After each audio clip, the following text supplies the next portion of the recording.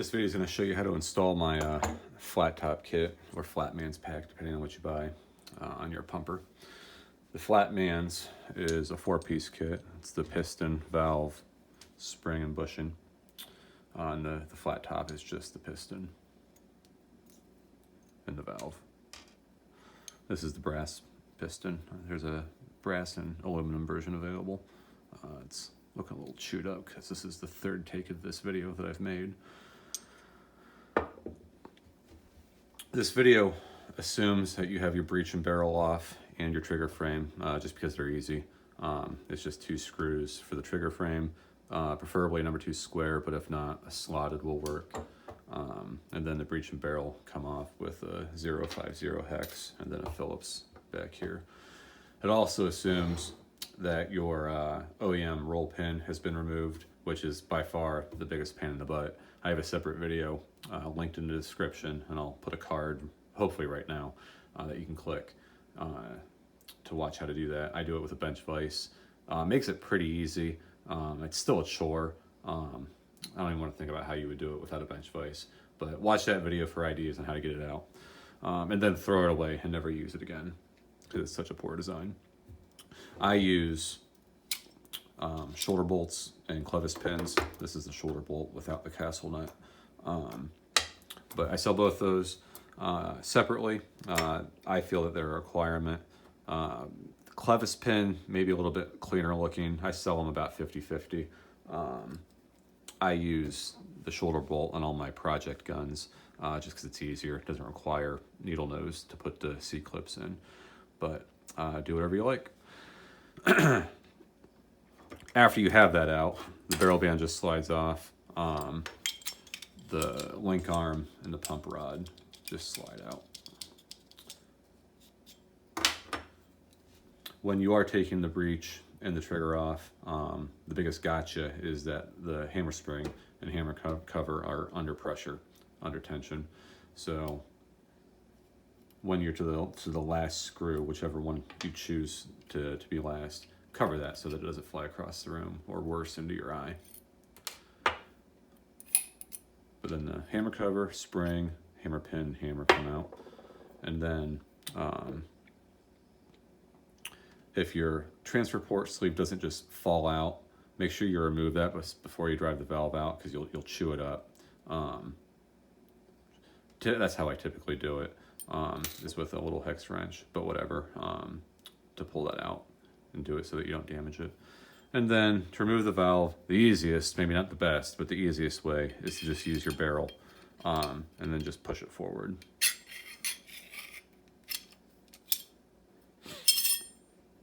If you do use your barrel, wrap it in tape or something so that you don't chew up the bluing. So now you've got a wide open tube. If you can, there you go. See all the way through it. Installation is pretty much the reverse. Take your valve,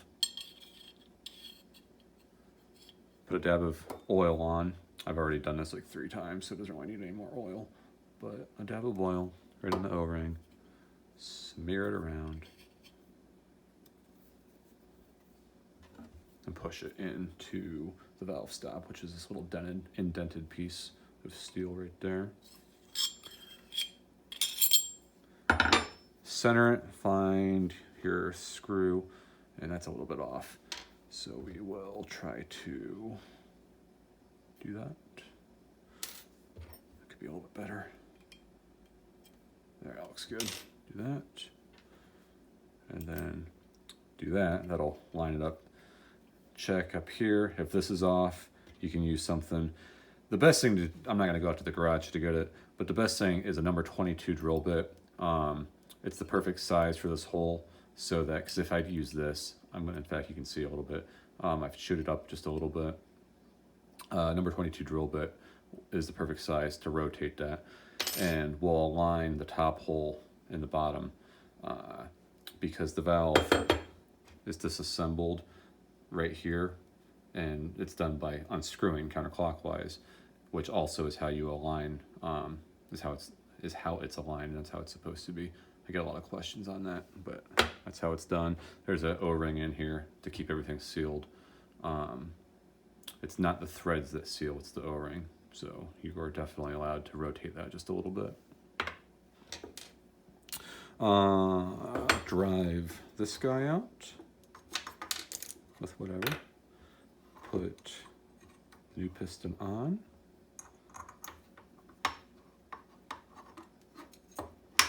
Not like that. Try that again. There you go. Again, a couple drops. Actually, you do want to put a couple drops of oil on that. But my kits ship with 3 extra O-rings, and they are different. There's 2 soft. These are the soft ones. And this is the hard one. Hard one goes up front on the piston. It's not critical or crucial, but I found that that's what works best. I like having a soft one in the back. It's easier to install. And then a more rigid one up front. And then the valve is the same soft one. So they're all the same size. It's just this one is a harder durometer. So if you chew these up, which is very likely, which is why I include extras, hard one goes up front. But anyhow, dab of oil, then slide that on in carefully.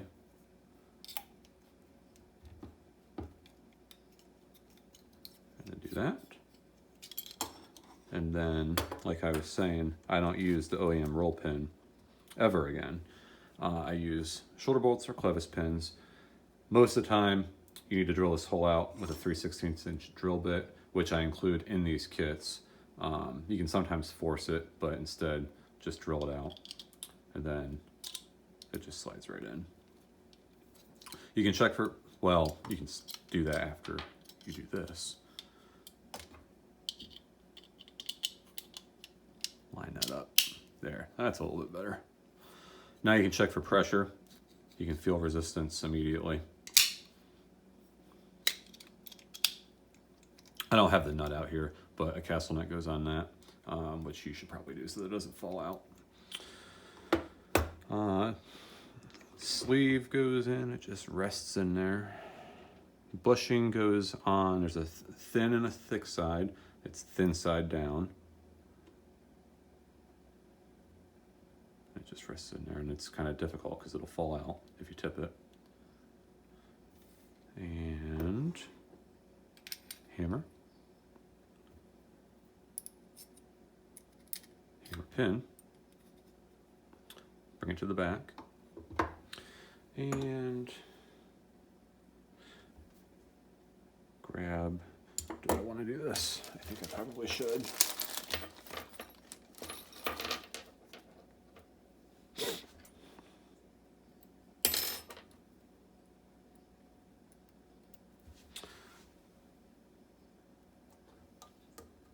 Guy in there. And of course Crosman puts thread locker. I don't know why Crosman does this. They put thread locker on the set screws, which is annoying.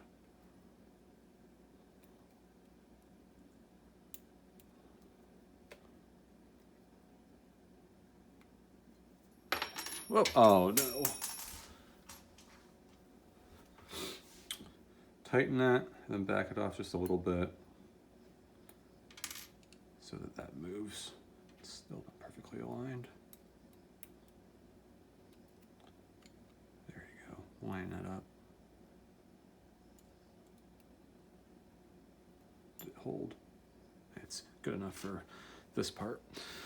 So slide this on. Put your bolt in.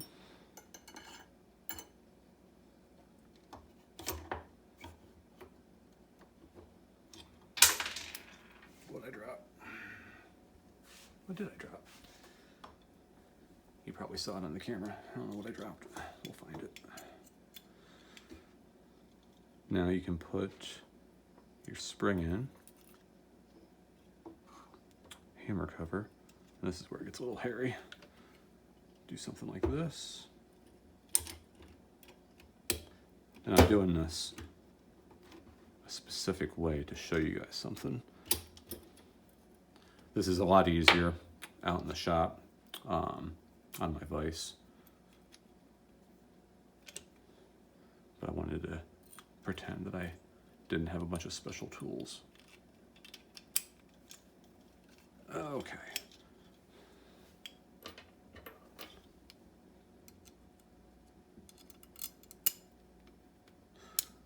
What's so critical here is getting the hammer cover situated so that it doesn't fly off, because especially with the power spring in, it's under so much more pressure that can take your eye out.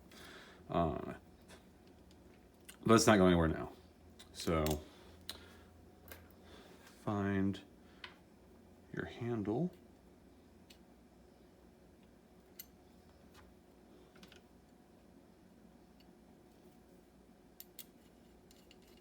Thread that in. Okay. And let me go get a front breech screw.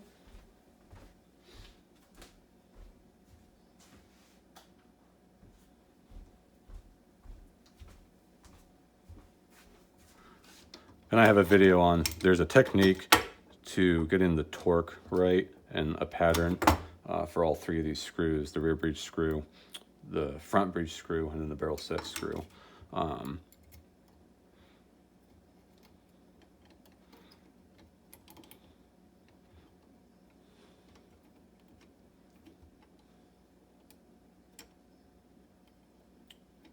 it goes. That's also made easier. If you do the trigger frame before this part, you can lock the bolt back, so it's a lot easier. Okay. Now you can back this off. So what you're doing is making everything just a little loose so that everything seats. See, it's a little bit sloppy. It can move around. That's good. That's what we want. I like to do the front breech screw. Tighten it all the way down. Then maybe the barrel. And then the rear breech screw. Ah. This is so hard to do on camera.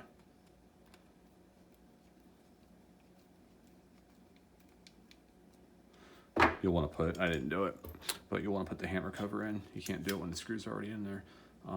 So what I'll do, I won't do it on camera, but if you forget, which you most likely will, do the trigger frame, get the rear screw in for the trigger frame. That'll hold the hammer cover in place. Then you can pull this out, put the bolt cover in, and then put that screw back in. Oh, that's what I lost. I lost the shoulder bolt. Where did it go? I have more. It's okay.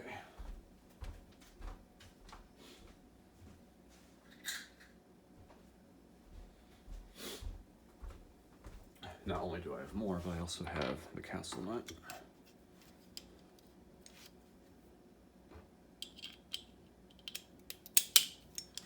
So then the castle nut, do that. And then the shoulder bolt kit comes with a, I think it's a 3/32 hex there. Then take a pair of pliers or a nut driver, and you can tighten that down. And you can put your forearm back on, now that you would have taken it off. But that's pretty much it. It's pretty straightforward. It didn't really need a video. There's a million valve removal and install videos, but I wanted to have my own, more for publicity than anything else. By far the biggest pain in the butt, like I said several times, is that roll pin. Get it out, throw it away. Any questions, email me.